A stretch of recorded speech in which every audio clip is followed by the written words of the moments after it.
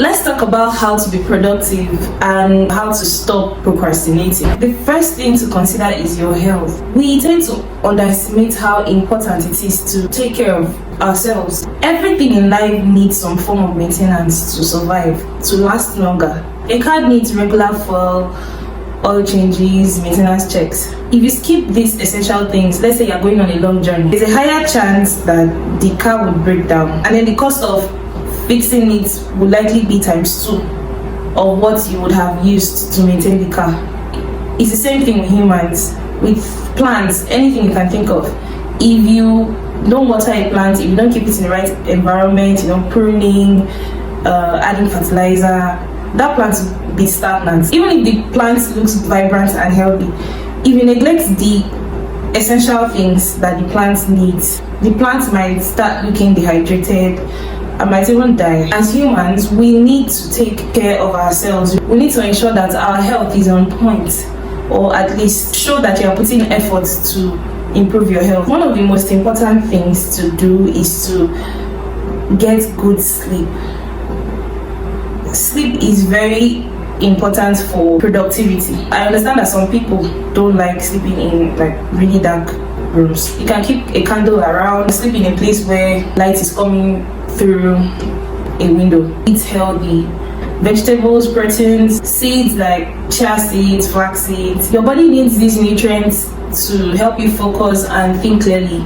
It will help you make better decisions. What you drink matters. You might not like what I'm about to say, but you need to ditch that alcohol. Substitute it for things like water. Water helps flush out toxins from your body. It aids digestion. There's a whole lot of benefits that water gives. You can take healthy teas, blend fruits, make smoothie. I could give you all the tips on productivity, but if you don't believe you can do it, you can't do it. I want you to think about what you're afraid of. People are afraid of failure. People are worried that they'll get judged. People often procrastinate when they don't know what to expect. People are even afraid of success because success comes with a lot of responsibilities and expectations from people. How can you overcome these fears? I believe that no one is ever ready. You will always run out of motivation. Waiting for the perfect time is where dreams go to die. Another thing you can do is to break tasks down. When you divide tasks into smaller steps, it makes it more manageable. It will help you build momentum and reduce anxiety. Fear is your brain trying to save you. It's trying to protect you from something that is unpleasant. So you need to take that fear and reframe it to something positive. Have you noticed that when you tell people things that you want to do, you feel less motivated? Some people believe that it's probably their enemies that is frustrating them and making them not to feel like doing that thing that they've always wanted to do. Since dopamine is released when you share, your brain might feel like you've already made progress even if you haven't started. That premature dopamine rush can actually reduce your will to take action. It's that force that makes us do what we want to do. Dopamine can get you excited, but it doesn't always mean that you will feel fulfilled at the end of the day. Think of something that makes you excited. Think of something that you're addicted to. Could be drugs, video games.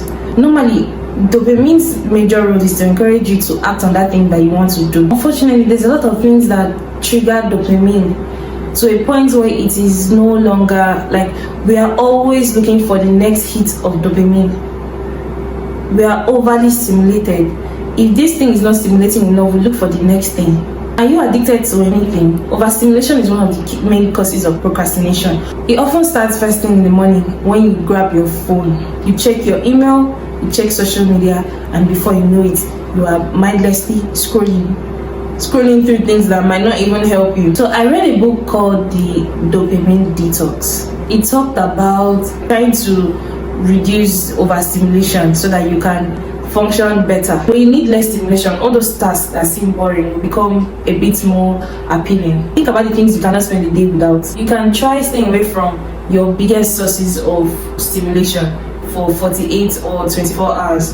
A more realistic thing to do is to recognize those things and be intentional about those things that overstimulate you. Be intentional about avoiding it. so that you can function better. You know, when you have a strong reason for a goal, it gives you purpose, it gives you that drive, that motivation to act on it. When you have a strong why, whatever obstacles you face, you will see it as part of the process instead of a reason to quit. Because your friend does 10,000 steps a day doesn't mean that you should immediately start with 10,000 steps a day. There's nothing wrong with starting with 4,000 steps, 2,000 steps a day, and building up to the point where you can reach 10,000 if that's your goal. Most of the reasons why people procrastinate is because they are always looking at what other people are doing instead of trying to figure out the systems that work for them. Your input defines your output. So having a few bad days or a few weeks does not mean you are lazy or you are a failure. If you miss one day, it doesn't mean that everything you did is scattered. Go again the next day. Go again in the evening. You know, you don't have to give up or wait until when you are able to start over again. Missing one day doesn't mean that your progress is bad. Have you noticed that there are some times when you don't feel really productive? There are some weeks when you don't feel productive, especially women. There are times when our cycle does not allow us to be our best self or put in our best. It doesn't mean that you are lazy and you don't know how to do anything right. You can try doing at least one thing that day, but if you can't, take care of yourself and do it better. If things don't go as planned, don't quit. Keep going. When you add up all the things you've done so far, you see that you're making progress as long as you don't quit. You know, you can be busy all day and end up doing nothing. That thing I want to do might be hard. I will give myself 5 minutes to do it. Before I know it, I'm done doing what I wanted to do. And even when I start and I feel like maybe I should stop, I remind myself that maybe I should try it one more time. If I'm trying to do 10k steps, once I do 5k, I'll give myself another 1k or go around the field again. If it doesn't work for you, that's fine. Find something that works for you. And if your outcome is not working, you need to change your system so that it can align with the outcome that you want. Don't worry, nobody's ever ready. You figure it along the way.